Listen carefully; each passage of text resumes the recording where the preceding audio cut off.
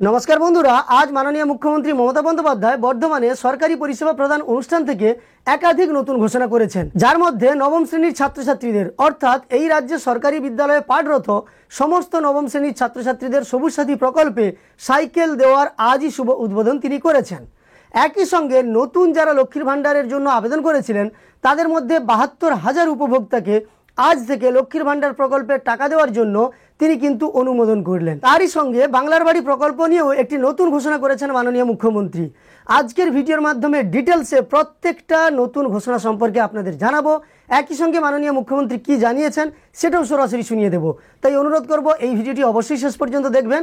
আর এই চ্যানেলে আপনি যদি নতুন এসে থাকেন, আমার দেওয়া তথ্য আপনার যদি দেখার পরে উপকার এসে থাকে, একটি লাইক করে আমাদের উৎসাহিত করার সঙ্গে সঙ্গে এই ধরনের তথ্য আরও পাওয়ার জন্য এই চ্যানেলটিকে সাবস্ক্রাইব করে পাশে থাকা নোটিফিকেশন বেল আইকনটা অল করে রাখবেন। আজ বর্ধমানে সরকারি পরিষেবা প্রদান অনুষ্ঠানে গিয়ে মাননীয় মুখ্যমন্ত্রী এই রাজ্যের নবম শ্রেণীতে পাঠরত সরকারি বিদ্যালয়ে ছাত্রছাত্রীদের সবুজ সাথী প্রকল্পে সাইকেল প্রদানের শুভারম্ভ করলেন।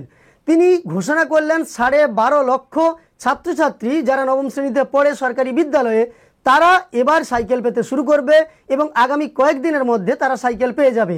অর্থাৎ তার ঘোষণা অনুযায়ী দুর্গাপূজার আগেই সমস্ত নবম শ্রেণীর ছাত্রছাত্রীরা তাদের সবুজ সাথী প্রকল্পে সাইকেল পেয়ে যাবে, এমনটাই মাননীয় মুখ্যমন্ত্রীর ঘোষণা থেকে বোঝা যাচ্ছে। চলুন মাননীয় মুখ্যমন্ত্রী এই ব্যাপারে কি ঘোষণা করেছেন আপনাদের সরাসরি শুনিয়ে দিচ্ছি।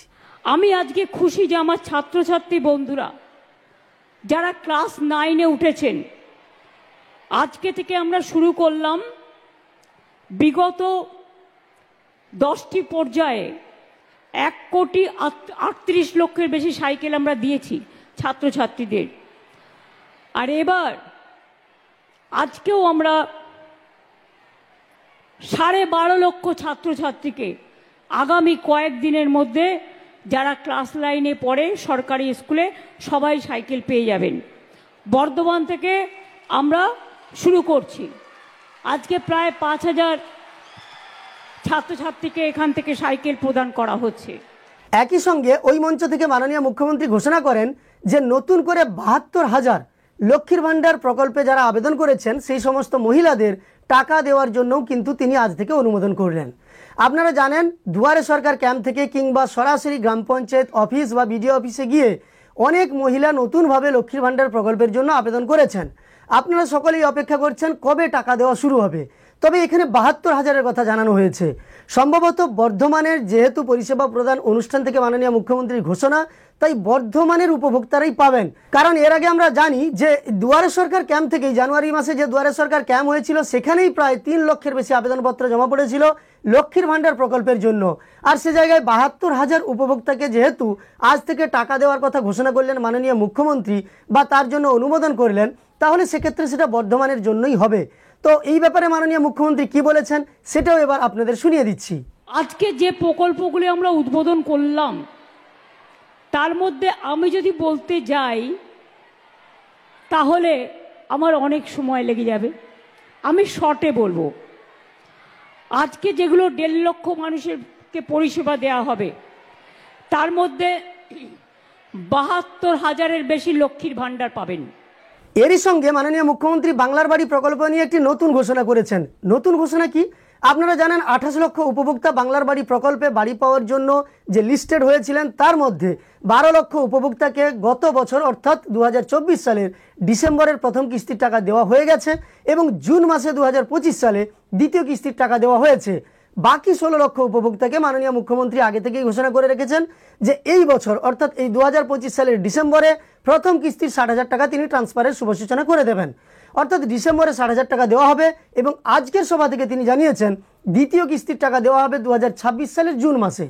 মানে ২০২৪-২৫ মিলিয়ে ১২ লক্ষ উপভোক্তাকে যেভাবে ডিসেম্বর এবং জুন মাসে টাকা দেওয়া হয়েছে, একইভাবে ১৬ লক্ষ উপভোক্তাকে ২০২৫-২৬-এ ডিসেম্বর এবং জুন মাস মিলিয়ে তাদের ১,২০,০০০ টাকা করে দেওয়া হবে পাকা বাড়ি নির্মাণের জন্য।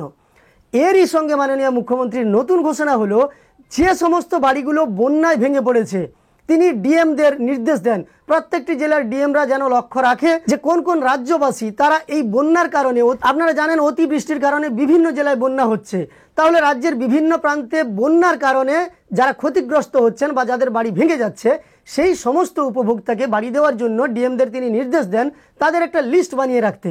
তিনি এটাও ঘোষণা করেন যে এই 16 লক্ষের সঙ্গে তারা কিন্তু নয়, এই 16 লক্ষ যেভাবে ডিসেম্বর এবং জুন মাসে টাকা পাবেন সেইভাবেই পেয়ে যাবেন, তাদের জন্য নতুন করে একটি লিস্ট করার কথা তিনি ঘোষণা করেন। এবং সেই নতুন লিস্ট করে নতুন উপভোক্তাদের বাংলার বাড়ি প্রকল্পের মাধ্যমে 1,20,000 টাকা দেওয়া হবে। অর্থাৎ যারা বন্যার ফলে ক্ষতিগ্রস্ত হয়েছেন তাদের কাছে কিন্তু হয়তো আবেদন করার সুযোগ আসবে এবং আবেদনপত্র জমা করবেন আপনারা।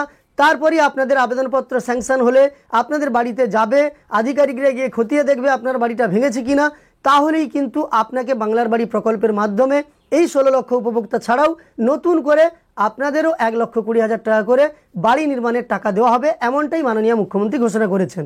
চলুন এই ব্যাপারে মাননীয় মুখ্যমন্ত্রী যা জানিয়েছেন তা আপনাদের সরাসরি দেখিয়ে দিচ্ছি। বাড়ির ব্যাপারে তো আপনারা জানেন আমরা সববারই করে দেবো মাটির বাড়ি আস্তে আস্তে।